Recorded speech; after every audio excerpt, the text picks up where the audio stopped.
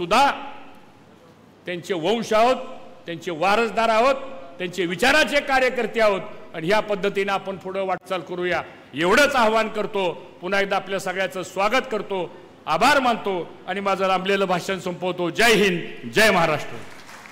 धन्यवाद सन्माननीय पाटील साहेब। कार्यकर्ता मेळाव्याचा सार सांगण्याचा प्रयत्न आपण या ठिकाणी केला।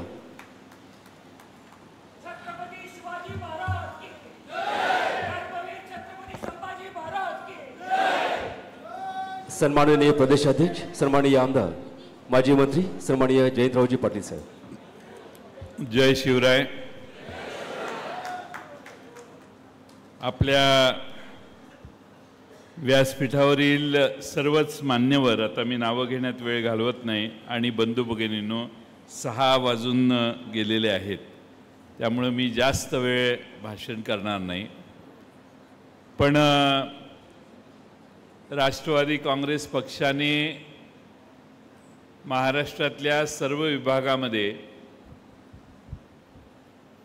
प्रभारी प्रत्येक ठिकाणी 2-2 नेत्यांची नेमणूक केली आणि त्याचा परिणाम म्हणून आपल्या महाराष्ट्रात हर्षवर्धन पाटील साहेब आणि शशिकांत शिंदे या दोघांची नेमणूक झाल्यानंतर पहिला मेळावा त्यांनी आज सांगलीला आहे। आपण सगळे बऱ्याच मोठ्या संख्येने आलात, बरीच मोठी संख्या बाहेर देखील गवतात बसलेली आहे हिरवळीवर। आपण सगळे फक्त पदाधिकारी यांनाच आपण निमंत्रित केलेलं होतं, म्हणजे जिल्हा आणि तालुका स्तरावरचे सर्व पदाधिकारी पहिल्यांदा आपल्या सगळ्यांची महापालिकेच्या कधी लागतील तारखात बसलोय। मला वाटतं त्या तारखांकडे न बघता आपण आपल्या मतदारसंघाची तयारी सुरू करावी। कधीही लागल्या तरी पंचायत समितीत आपला कोण उमेदवार होऊ शकतो, कोणतंही आरक्षण आलं, समजा सरकारने नवी आरक्षण टाकायची ठरवली तर त्या आरक्षणाचा उमेदवार तयार करायचं काम पाहिजे। तीच परिस्थिती महापालिकेची, सांगली महापालिकेची, यातल्या सर्व नगरपालिकांची आहे। त्या पद्धतीनं आपण सगळ्यांनी, तालुका अध्यक्षांनी, तालुक्याच्या सर्व नेत्यांनी, शहराच्या सर्व नेत्यांनी थोडंसं आता पुढच्या तयारीला लागावं ही मी आज अनेकांनी आपली मतं व्यक्त केली। त्या सर्व मतांच्या नोंद निरीक्षक म्हणून, प्रभारी म्हणून या दोन्ही मान्यवर नेत्यांनी घेतलेली आहे। हा स्वर्गीय वसंतराव दादांचा, राजाराम बापूंचा, गुलाबराव पाटलांचा, अशा सगळ्या महाराष्ट्रातल्या, महाराष्ट्र स्तरावर मान्यवर, जिल्ह्याला लढाई नवीन नाही आहे, या जिल्ह्याला संघर्ष नवा नाही आहे, आणि त्यामुळे मला खात्री आहे की या जिल्ह्यामध्ये कठीण परिस्थितीत देखील कार्यकर्ते आजही ठामपणाने,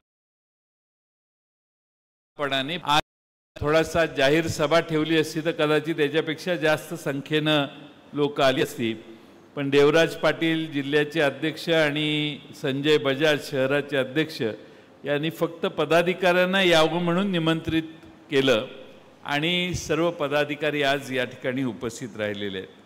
खरं म्हणजे अनेक प्रश्न आणि अनेक मुद्दे आहेत ज्याचा अतिशय चांगला परामर्श आधी शशिकांत शिंदे साहेबांनी केला, हर्षवर्धन पाटील साहेबांनी केला। महाराष्ट्र सरकारने लोकसभेची निवडणूक झाल्यानंतर विधानसभेच्या निवडणुकीच्या आधी काही लोकांच्यात संदेश देण्यासाठी काही निर्णय घेतले। त्यातला एक निर्णय असा होता की वेगवेगळ्या लहान घटकांचे, समाजातले, ओबीसी समाजातले लहान लहान घटक यांची महामंडळ करणार अशी घोषणा करण्यात आली। महामंडळं काही करण्यात आली नाहीत. ते सगळे लहान लहान समाज आहेत. माझ्याकडे नावं आहेत. काही मंडळं पूर्वीपासून अस्तित्वात आहेत, पण नव्याने मंडळं करण्यासाठी जैन, बारी, तेली, हिंदू खाटीक, हिंदू लोणारी अशा 17 विविध महामंडळांची निर्मिती झाली. अर्थसंकल्प उघडल्यानंतर त्यांना याच्यात काही नाही आहे. आणि नेम प्रस्ताव कुठेही सरकारने दिला. ओबीसी अंतर्गत या नावाने कंपन्या चालू करणार. सांगण्याचा मतितार्थ हा की पददलितच्या आधाराची गरज आहे. त्यांना निवडणुकीपुरतं आश्वासन दिलं गेलं आणि त्यानंतर या सगळ्या घोषणा या आता हवेत विरल्या. हे आपण पहिल्यांदा लक्षात घेतलं पाहिजे. पण आपण मित्रांनो या दृष्टीनं लहान लहान समाजाचे तालुका आणि जिल्हे पाहिजे. घोषणा केला तो त्या समाजाच्या लक्षात येईल, पण समाजाचे त्या प्रश्न जे आहेत ते प्रश्न घेऊन आपण हातात उभं राहिलं पाहिजे. आणि त्याचबरोबर ओबीसींच्या संदर्भातली आपली ठाम भूमिका महाराष्ट्रात आपण ठामपणानं मांडली पाहिजे. समस्त ओबीसी समाजाला या निमित्ताने आश्वस्त केलं पाहिजे आणि त्यांचे प्रश्न घेऊन आपण अधिक प्रभावीपणानं महाराष्ट्रात काम करण्याची गरज आज या निमित्तानं मी आपल्या समोर व्यक्त करतो. महाराष्ट्रातले अल्पसंख्याक समाज आयुबने मगाशी भाषण केलं. आज महाराष्ट्रातल्या अल्पसंख्याक समाजात एक दहशत निर्माण करण्याचा प्रयत्न काही लोक निवडणुकीच्या आधीपासून करतात. अल्पसंख्याक समाजाचे चोचले करायची आग्रह कुणाचा नाहीये, पण किमान त्यांना समाजात जगण्याचे जे अधिकार घटनेने डॉक्टर बाबासाहेब आंबेडकरांच्या दिलेले आहेत त्यावर कुणी गदा आणता कामा नये याची देखील काळजी आपण ठामपणाने घेण्याची गरज आहे. निवडणुकीच्या आधी बटेंगे तो कटेंगे हा नारा देण्यात आला. आमच्या तरुण मुलांच्या मध्ये थोडंसं सळसळणारं रक्त ज्यांचं आहे त्यांच्यावर ह्याचा परिणाम झाला. पण खरी आज देशाला गरज आहे ते पडेंगे तो बडेंगे या घोषणेची.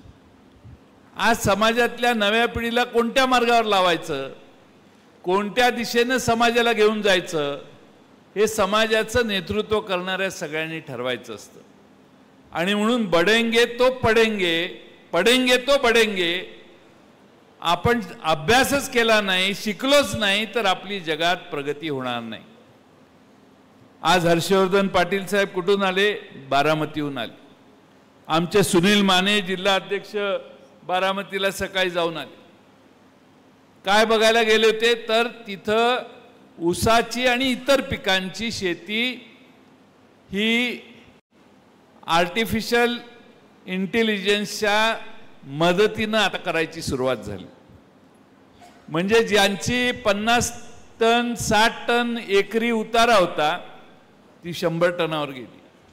ज्यांचा 80 टन 70 टन उतारा होता तो 120 टनावर पोचायला लागला. तिथला जाऊन ऊस बघितला तर आपल्या डोळ्याचं पारणं फिटेल. जो उत्पन्न करणारा शेतकरी आहे त्याने 42 कांड्याचा ऊस 45 कांड्याचा ऊस बघितला तर त्यालाही वाटेल की आपण ही शेती केली पाहिजे. क्षार जमीन असताना देखील 80-90 टनाचा उतारा काढण्याची व्यवस्था त्या आर्टिफिशियल इंटेलिजन्स मध्ये आहे. म्हणजे जग कुठं चाललंय? जग कृत्रिम इंटेलिजन्सवर चाललंय. आपण कुठं चाललोय तर कट्टे. आता ही 16व्या 17 आपण समाजामध्ये शिक्षणाचा आग्रह धरला पाहिजे आणि शिक्षणाच्या व्यवस्था उत्तम कशा होतील हे बघितलं पाहिजे। आज मुलांची स्कॉलरशिप वेळेवर येत नाही, शिक्षकांचे पगार कमी जास्त व्हायला लागले, मुलांना ज्या सवलती दिल्या जातात त्या वेळेवर मिळत नाहीत, MPSC ला बसणाऱ्या मुलांचे वेगळेच प्रश्न आहेत, परीक्षा होऊन उत्तीर्ण होऊन ऑर्डर मिळत नाही, तशी राज्यात सध्याची परिस्थिती आहे। आणि म्हणून आपण हे सगळे प्रश्न हातात घेऊन अधिक ठामपणाने पक्ष पुढे नेण्याची गरज आहे आणि त्यासाठी हे लोकांना पाहायचं आहे। किती आमदार आले आणि किती नाही हा फार महत्त्वाचा लोकांच्यासाठी प्रश्न नाही। लोक ज्या दिवशी मतदान केलं त्या दुसऱ्या दिवशी विसरले तो विषय, ते आपणच घेऊन बसलेलो आहे। जसं हर्षवर्धन पाटील साहेबांनी सांगितलं की लोकसभेची परिस्थिती विधानसभेला राहिली नाही, ती विधानसभेची परिस्थिती आज राहणार नाही, हे कायम तुम्ही लक्षात घ्या। आज खरं म्हणजे वीज आणि पाणीपट्टी वाढ, आमचे अरुण अण्णा लाड या ठिकाणी आहेत, त्यांनी वीज दरवाढीच्या बद्दल MERC कडे अर्ज करायचं ठरवलंय। जी वीज दरवाढ सुनावण्यात आलेली आहे, राज्य सरकारने मागितली आहे, त्याच्याबद्दल आपलं मत आपण देणार आहोत। अरुण अण्णा लाड यांनी त्याची तयारी केलेली आहे। पाणीपट्टी देखील प्रचंड वाढवण्यात आली आहे शेतीच्या पाणीपट्टीवर, त्यावर आपण काही कोणी बोलत नाही, तोही विषय आपल्या सगळ्यांच्यासाठी महत्त्वाचा आहे। आणि त्यामुळं आपण सगळ्यांनी हे लहान लहान प्रश्न दुर्लक्षित करून आपण लोकांच्या बरोबर राहिलं पाहिजे, लोकांचे प्रश्न मांडले पाहिजेत। लाडक्या बहिणीचं हर्षवर्धन पाटील साहेबांनी सांगितलं, ते जिल्हा महिला अध्यक्षा ताई कुठे आहेत, त्यांना माझी विनंती की प्रत्येक तालुक्यात कुठल्या महिला लाडक्या बहिणीचे पैसे कमी होत आहेत त्यांच्यासाठी आपण जन आंदोलन उभा केलं पाहिजे, कारण त्या सगळ्या बहिणींनी तिकडं मतदान केलेलं आहे आणि त्यांच्या मतामुळे ते निवडून, आमचं काय म्हणणं नाही। असं असेल तर त्या लाडक्या बहिणींना फसवलंय। म्हणजे माझं तर मत आहे की ग्राहक न्यायालयात जरी कोणी गेलं की आम्ही ह्यांना मत या आश्वासनावर दिली आणि आता आम्हाला फसवलं जातंय, तर बरखास्त करा म्हणून अशी लाडक्या बहिणीची अवस्था होणार नाही। आता बंगल्यात राहणाऱ्या बहिणीलाही पैसे दिलेत आणि झोपडीत राहणाऱ्याला दिलेत, आता कसं बघता येईल आपल्याला की तुमचं बंगला आहे त्यामुळे तुमचं काढून घेतो, तुमच्या 2 चाकी आहे तुमचं काढून घेतो, काय मागायला आले त्या घराघरात घुसून लाडक्या बहिणीचे अर्ज भरण्यात आले। त्यामुळं प्रत्येक महिलेच्या आधारे, ठीक आहे त्यांनी विधानसभेला काय केले महत्त्वाचं नाही, पण त्या आपल्या पण लाडक्या बहिणी आहेत, त्यामुळे त्यांच्या प्रश्नाला हातात घेऊन आपण प्रत्येक गावात जेवढ्या बहिणींचे अर्ज हे कमी झाली असेल अनुदान, त्या गावात प्रत्येक गावात त्या बहिणींनी सरपंचाला ग्रामसेवकाला भेटलं पाहिजे, तालुक्याच्या ठिकाणी भेटलं पाहिजे, जिल्ह्याच्या ठिकाणी भेटलं पाहिजे।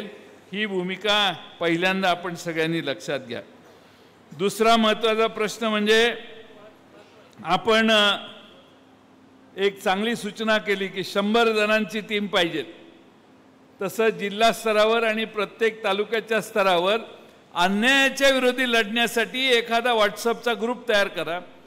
अन्यायाचा प्रश्न आला की प्रत्येक तालुक्यामध्ये त्या अन्यायाला वाचा फोडण्यासाठी आपली सगळी संघटना एकत्रित तयार झाली पाहिजे आणि गोळा झाली पाहिजे आणि त्यासाठी आपण सगळ्यांनी लक्ष घालावं, एवढी माझी आपणा सगळ्यांना विनंती। म्हैसाळ प्रकल्पाला आता रोहित पाटील साहेबांनी सांगितलं की म्हैसाळ प्रकल्पाला सोलरचा हे केलंय, तर ते आपण त्या खात्याचे मंत्री होतो त्यावेळी महाराष्ट्रात म्हैसाळला विजेचं बिल 0 यावं असा प्रयत्न करूया म्हणून पहिल्यांदा आपण ते सोलरची तयारी केली।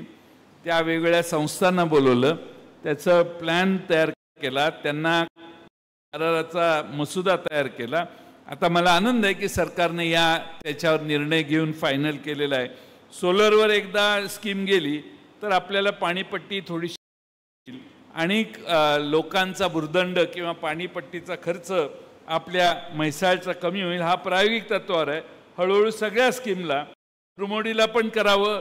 सगळ्या सातारा जिल्हा, सांगली जिल्हा, सोलापूर जिल्हा जिथं जिथं पाण्याच्या योजना विजेवर चालतात, लिफ्ट होतात, तिथं हळूहळू आपल्याला विजेच्या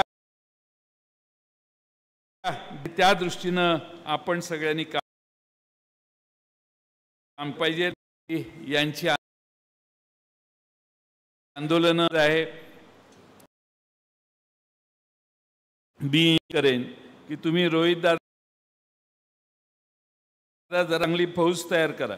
आपल्याला चांगल्या पद्धतीनं जिल्ह्यामध्ये पूर्ण ताकदीनं मी आणि आराराबा होतो त्यावेळी जिल्ह्यात राष्ट्रवादी दुसरं काही सत्तेवर यायचं नाही. त्यामुळं आराराबांच्या जागी आता रोहित दादा पुढे आलेले आहेत. त्यामुळं रोहित दादांना माझी विनंती आहे की आमचे त्यावेळी आम्ही जिल्ह्याची काळजी घ्यायचो.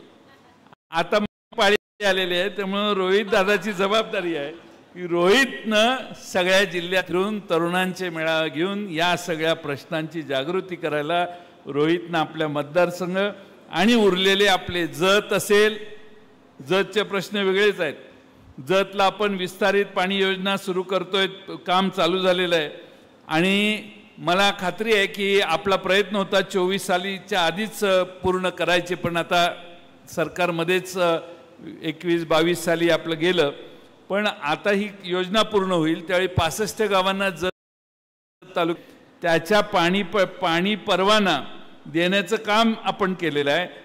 कृष्णा नदीत पाणी नाही हे सांगणारी लोक त्या ठिकाणी त्यांच्यापेक्षा पुढे जाऊन अभ्यास करून आपण 6 टीम पाणी हे जतच्या 65 गावांना तयार दिलं आणि टेंबू योजनेच्या 119 गावांना 8 TMC पाणी देण्याचं काम केलं. आता त्या सगळ्या विस्तारित योजना सुमनताई पाटील आमदार असताना तासगाव तालुका, कवठेमंकाळ तालुका याच्यावर सतत अनेक गावं शिल्लक राहिलेली, त्यासाठी 6व्या टप्प्याचं काम आपण करायला ते पाणी परवाना आपण त्या ठिकाणी देण्याचं काम केलं. त्याच्याबरोबर ते सुमनताईंचा आग्रह होता. सुमनताई खानापूर आटपाडीला देखील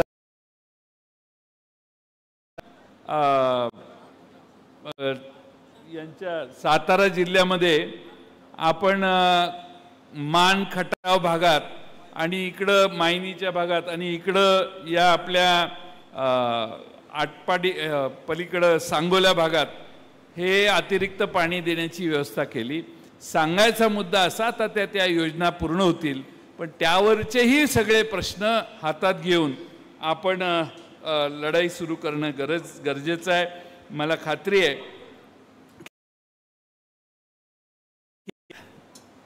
प्रत्येक 5-10 वर्षाने नवे कार्यकर्ते नव्या चेहऱ्यांना संधी देण्याचं आपल्या जिल्ह्यामध्ये जिल्हा परिषद, पंचायत समिती, नगरपालिकेला घालायचा प्रयत्न करू. टीव्ही पाटील नवीन चेहरे कसे पुढे आणायचे आणि त्यांना आपण कसं प्रोत्साहन द्यायचं हे प्रत्येक तालुक्यात आपण करू, जरा ताकदीनं करू. मला खात्री आहे की नवीन चेहरे पुढे आणण्याची भूमिका जर आपण घेतली आणि तोचपणा जर बदलला अधिक संधी देण्याचं काम करेल. आणि म्हणून मी सांगत असतो प्रत्येक जिल्हा परिषद दोन्ही पंचायत समितीतली कार्यकर्ते बोलवा आणि आता कामाला लागायला सुरुवात करा. काही ठिकाणी कमी ताकद असेल, काही ठिकाणी जास्त ताकद असेल, पण आपल्याला आटपाडीच्या त्या कोपऱ्यापासून जच्या उमदीपर्यंत सर्व तालुक्यातल्या प्रत्येक जिल्हा परिषद मतदारसंघामध्ये आपण ताकदीनं उभं राहायचंय. आपले मित्रपक्ष काय करणार, मग आपण कोणाविरोधी लढणार, काय करणार हे डोक्यातून काढून टाका. आपली पार्टी उभा करण्याचं काम आपण सगळ्यांनी करायचंय. शरद लाड इथं आमचे युवा नेते बसलेले आहेत, त्याचबरोबर आमचे मानसिंग भाऊंचे चिरंजीव विराज दादा आज काही येऊ शकलेले नाहीत. या दोघांनी पक्ष संघटनेला भरपूर वेळ दिला. आता एक नवा अध्यक्ष, युवक अध्यक्ष आपल्याला करायचं आहे, कारण विराज ही मुदत सांगितलं नेमायचं काम आपण करावं. त्यामुळे नवा माणूस चांगला जो संघर्ष करायला तयार होईल असा कार्यकर्ता हा महाराष्ट्र शहर जिल्हा राष्ट्रवादी काँग्रेस आणायचं काम करावं. थोडासा आता आपणच आपल्यात बदल केला पाहिजे. शेवटी संघटना म्हटल्यावर आमच्या हर्षवर्धन पाटील साहेबांनी सांगितलं की सभासद नोंदणीचं काम आपण सुरू करायचं. ते सुरू करायला आपण सगळ्यांनी लक्ष घाला. पण त्याचबरोबर आता थोडासा बदल देखील संघटनेत काही स्तरावर हळूहळू आपण करण्याचा प्रयत्न करूया. शेवटी नव्या चेहऱ्याला, नव्या रक्ताला वाव देण्याचं काम हे आपण सगळ्यांनी जाणीवपूर्वक करायचा प्रयत्न करूया. आज आपण मोठ्या संख्येनं या ठिकाणी आला. आमचे दोन्ही अतिशय अनुभवी नेते आज आपल्याला प्रभारी म्हणून या ठिकाणी आले. त्यांनी सांगितलं त्याप्रमाणे ज्या ठिकाणी आपला पराभव पश्चिम महाराष्ट्रात झालेला आहे त्या दोन्ही ठिकाणी मतदारसंघ वाईज देखील ते पुढच्या फेरीत जाणार आहेत. आता उद्या सातारा आहे, पुणे आहे, नंतर सोलापूर, कोल्हापूर जातील आणि त्यानंतर दुसरा फेरी त्यांची जिथं जिथं आपण विधानसभा निवडणुका लढवल्या तिथं जाऊन त्यांचा आढावा घेऊन त्यांचं काम देखील ते लवकर चालू करतील असा मला विश्वास आहे. आपण सगळ्यांनी आदरणीय पवार साहेबांच्या नेतृत्वावर विश्वास ठेवून काम केलं. आपण या जिल्ह्यामध्ये आपल्या मित्र पक्षांनी जो उमेदवार लोकसभेला दिला त्याचं बहुतांशी सगळ्यांनी काम केलं. यश अपयश हा भाग पुढचा आहे, पण त्यानंतर विधानसभेला आपल्याला फटका बसलं हर्षवर्धन पाटील साहेबांनी केलेला आहे. आज ते या ठिकाणी आले. मला त्यांना विनंती मी करेन की त्यांनी पश्चिम महाराष्ट्रात सगळीकडे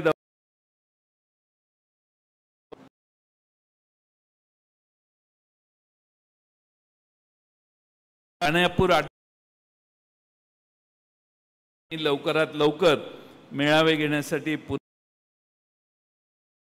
याविवार त्या कार्यकर्त्यांशी चर्चा करावी.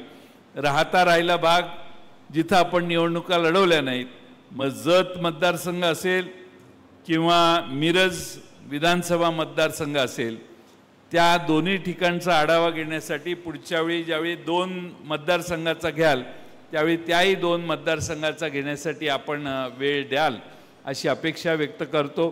फार मोठ्या संख्येनं आमच्या भगिनी आज प्रत्येक तालुक्यानं आल्यात. आजच्या मेळाव्याचं वैशिष्ट्य हे आहे की एकाच तालुक्याची गर्दी नाही आहे. प्रत्येक तालुक्यातनं आटपाडीपासून मिरज तालुक्यापर्यंत, शिराळा तालुक्यापासून जत तालुक्यापर्यंत सगळ्या मतदारसंघातल्या भगिनी आणि कार्यकर्ते आलेले आहेत. त्याचबरोबर प्रत्येक शहराचे जे आहेत तिथलेही प्रमुख आणि उशीर जास्त झालेला आहे. 6:30 वाजता जास्त भाषणी ठामपणाने कामाला लागलं पाहिजे. एकत्रित राहून आपण काम करूया. आपली ताकद या जिल्ह्यात यापूर्वी कायम उत्तम होती, तीच ताकद आपण दाखवण्याचं काम हे भविष्य काळात करू. अन्यायाच्या विरोधात मनापासून आपण सगळ्यांनी ठेवावी आणि त्याच पद्धतीनं तरुणांना संधी देण्याचं धोरण हे मात्र न विसरता करावं एवढीच विनंती करतो आणि माझे 2 शब्द पूर्ण करतो. धन्यवाद.